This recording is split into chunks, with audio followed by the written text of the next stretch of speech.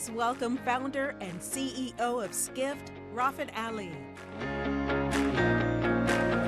Good morning, folks.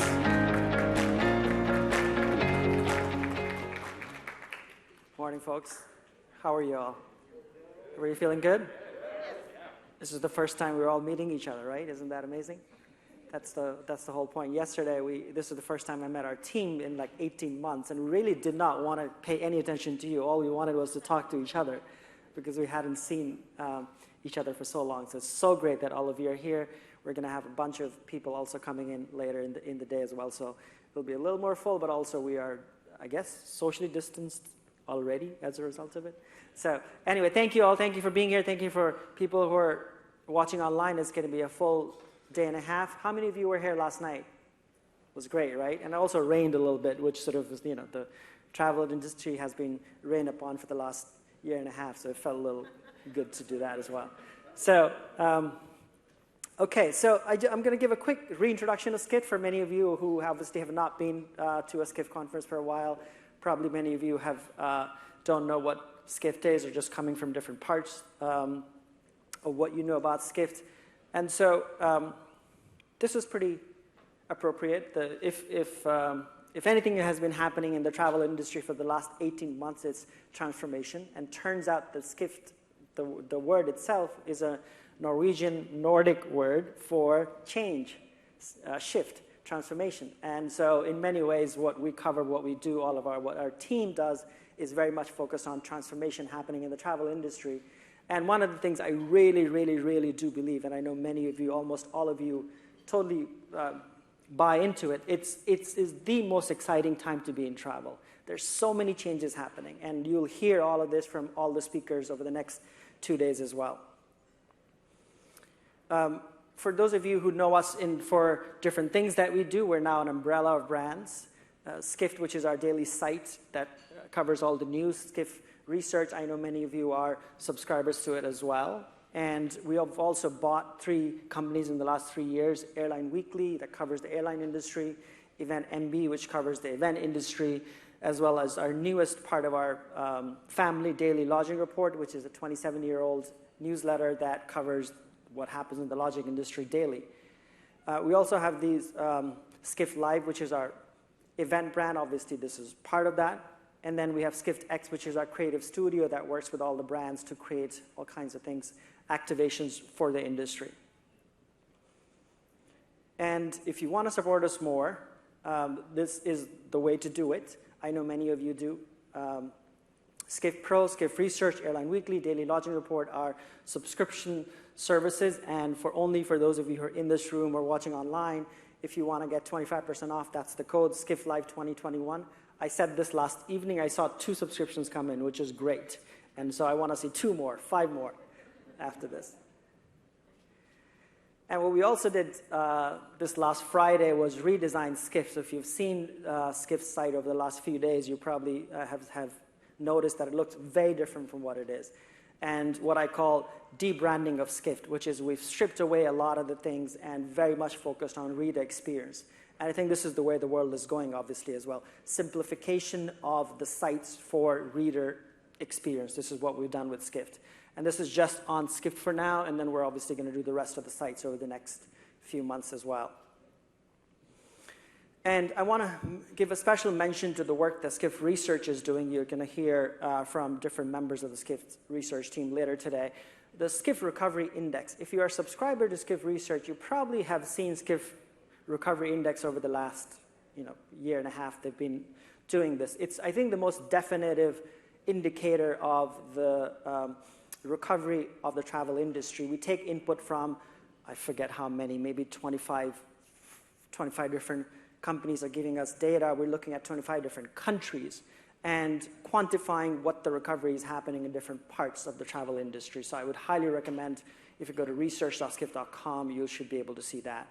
And we also do the company health score, which is public companies in the travel space, and where are they in their recovery as well. So this amazing work from our team. And we have some more events coming up. The rest of the year is going to be virtual for us. The Skift Asia Summit is coming in October. Skift Aviation Forum, which is going to be in Dallas in November. Unfortunately, because of the infection rates, we are not going to be able to do it in person, so we're doing it online. And then a very interesting event, which is Design the Future. I know many of you have entered the IDEA Awards. It's a focus on where the future is going from a design perspective. So that conference is coming up online in December. And then next year is going to be 10 years of Skift as a company. So next year, I know we've been doing it for a long time. Our Megatrends, which is our flagship franchise in terms of editorial at the start of the year, was going to be big for us to focus, obviously, not just on 2022 Megatrends, but also having a look forward and look back over the last 10 years. Also, by the way, one of the things we're planning next year is to make the Skift Global Forum week is like a festival. So we're still early in planning what that would look like, but the whole idea is to have a whole week and sort of a big thing, maybe even get the consumers. I don't know if you know, the New York Times travel festival is not there anymore, so a lot of the folks have told us to maybe look at starting something, which we're not, but we'll probably do a version of it. So let's get a little bit into the editorial part and the themes of the conference that you're going to hear over the next 2 days. And it used to be that when, a lot of people in the industry used to say travel is a human right. You probably heard that phrase a lot from the industry organizations saying travel is a human right. If anything, the last 18 months has shown, and I said this, I think in 2018, I said we have to start rethinking about travel as a privilege versus a right. And if anything, the last 18 months have shown that surely has become true. We don't have a right to go all over the planet. This has certainly been true last year and a half. But what has also happened, especially in domestic tourism, is that travel has emerged to be a human need. All of us need to get out. And that's what happened. That has driven the boom in domestic travel in the US, in other parts of the world as well. What is also very, very clear is connection through travel is the default human condition. That is certainly very true. That's emerged over the last year and a half. So we're trying to piece together a bunch of threads, which is it's not a right anymore. It shouldn't be a right. It's a privilege, but there's also a human need. So how do we piece those things together? This is part of our role as Skift, is to ask the big questions. And I jokingly say, sorry, can you go slide back? That was the joke. Asking the big questions and working our asses off to make sure it gets answered. Obviously, we ask you, people in this industry, in this room, people online, people who are going to speak on stage, this is our job, is to ask the hard questions. And last year, in April 2020, I wrote about 100 questions on the future of travel. This obviously was a very uncertain time. Nobody knew what was happening. This was very early in the pandemic. And a lot of the folks from the Skift editorial and research team helped me to come up with these questions. And they're actually not 100. They ended up being 114 questions on the future of travel. Different parts of the industry, the big questions, then different parts of the industry, or what's going to happen to the future of business travel, events, et cetera, et cetera. If you want to go check it, I put the short URL there, tiny URL / 100QT. You will see these list of questions. And many of these questions came true. Many of them seem foolish now that I'm reading it. And then some of them we don't know yet. And so what I came up with for the rest of this presentation is 10 questions that are evolution of now the big questions that we're thinking about. So I'm going to quickly go through them. And so one of the biggest questions has this been a break from the past, or is this an acceleration of previous trends? Brian Chesky was here yesterday. His whole thing is this is a break from the past, and we're going to see a whole different travel industry. I bet a bunch of the CEOs that are going to come later today and tomorrow are saying it's not a break from the past, it's just business as usual, and it's just going to take a while to come back. It's a very complex question. I think the answer is not either or. The answer is probably a mix of both. And this is a big question that we've been asking at Skift. This is obviously an even bigger question on top of travel, which is what's the future of work and living? Like a certain subset that travels a lot, how are they going to live and work?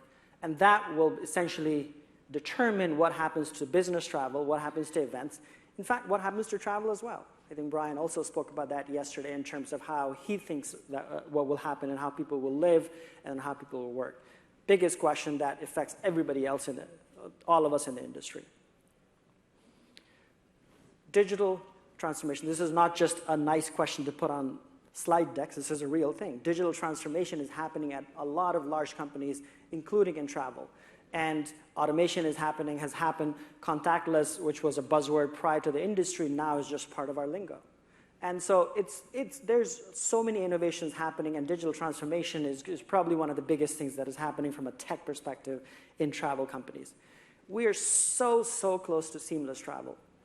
We really are. And I sincerely believe that payments, and I know a lot of you in this room and people watching online are in and around that world. Payments is where it starts and ends. I think we're very near. If you don't know the word BNPL, write it down. Buy now, pay later. It's the payments sector that has the most amount of innovation going on today. I'm not even talking about crypto. There's so much happening there. So we're very close to seamless travel. There's going to be a lot of tech that's coming in. Apple's going to also be part of that whole thing, which obviously makes it a lot more exciting as well.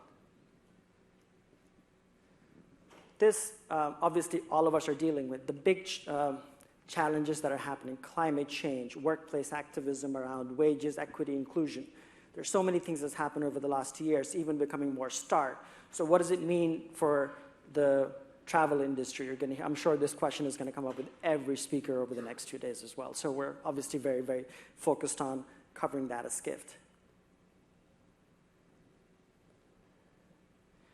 This Parag, who spoke last evening, talked a little bit about this noxious mix of politics that people are using tech to obviously amplify. What does it mean for travel? We've obviously seen that.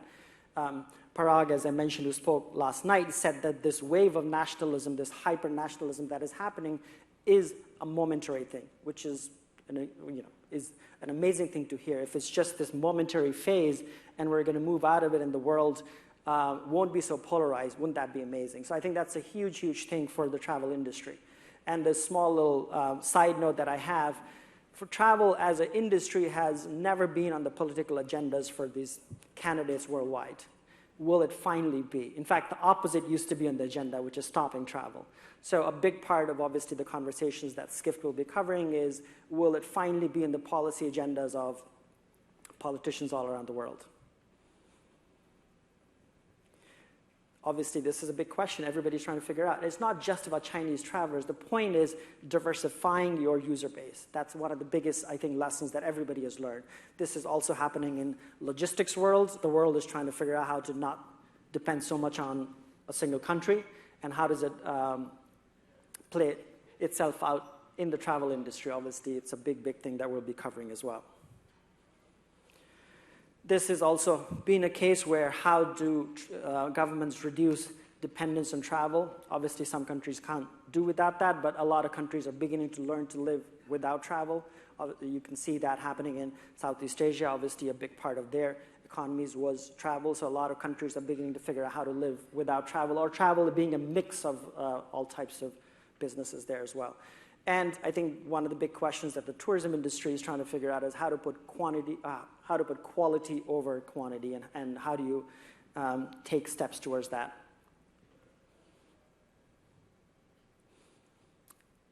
Domestic travel obviously had a huge boom over the last year and a half. How do we continue that boom? Obviously, the travel industry from a profits perspective is structured for international travel in so many ways. And how does the travel industry, not just in the US but worldwide, figure out how to continue this boom in domestic travel? How do companies rethink it? How do people, countries try to figure out how to continue to get domestic travelers as part of their mix? I think that's a big thing that we'll be covering as well. Customer segmentation, I wrote this question when we wrote last year, and this has been proven 100% right, which is that customer segmentation has become so much more important. VFR, which is visiting family, is a big part of what the boom has been over the last year in terms of different segments. It was initially the 65 and above who were the first to get vaccinated, who were the first to come out. So how do you target that? So segmentation becomes so much more important, and obviously tech has a huge part to play in it. And then the last question that all of us are wondering, will Certares own everybody in travel? I'm sure all of you know they've bought a bunch of companies. I'm interviewing Greg later today as well, so I'm probably going to ask this question, but I think we're just a step away from all working for Greg. And you're laughing. So let me quickly jump through the logistics. Again, amazing amount of speakers, just great. Almost all of them are coming in person, and then some of them are coming virtually as well. You're going to hear a lot from them. 2 of them you heard last night. I want to thank all the sponsors without which this would not have been possible. Thank you all. This is the reason why we're here. This is in huge part why we're here. I'm running out of time, so I can't read all of your names, but please, I know there's a bunch of people coming on stage that are going to talk about their businesses and what they're doing, so please, please, please support them, and this is what makes what we do possible. Obviously, this is what makes the travel industry possible as well. This is the app. If you've not downloaded Skift Live, if you go to the store, if you go to the App Store, you should be able to download. How many of you have downloaded the app? Oh, almost all of you. Even people online who are watching, if you haven't, you can download it and obviously do all the regular things that you can do with the app. I want to thank SpotMe for being the tech company behind that. And then obviously we have a bunch of networking breaks today. I want to thank AIG for that. We have a bunch of audience polls today. Hopper Cloud, Hopper CEO speaking later today. Maybe it is tomorrow, but I don't know exactly. And if you want to share anything from this forum, please use the hashtag Skift Forum. You can do it on Twitter, Instagram, whatever else you use. And we have a breakout session with Google. This is at lunchtime. This is virtual only. So if you're here in this room, you will have to open up your laptop to join this, but people online can join it as well. Obviously, it's Google, so you want to join it, right? Because it's Google. And whatever they say is very interesting. So this is focused on how to use Google Travel products to enhance your business. And then tonight, there's at the Tarmac. How many of you were at the Tarmac Party last night? Which is great, right? And so Sandals, which is 40 years of the company, they're going to sponsor a reception, and there's going to be some great music. Speaking of music, now what's coming, guaranteed, is going to blow your mind. If not, money back. 100%. Right? Max? Priya? All right, thank you, folks.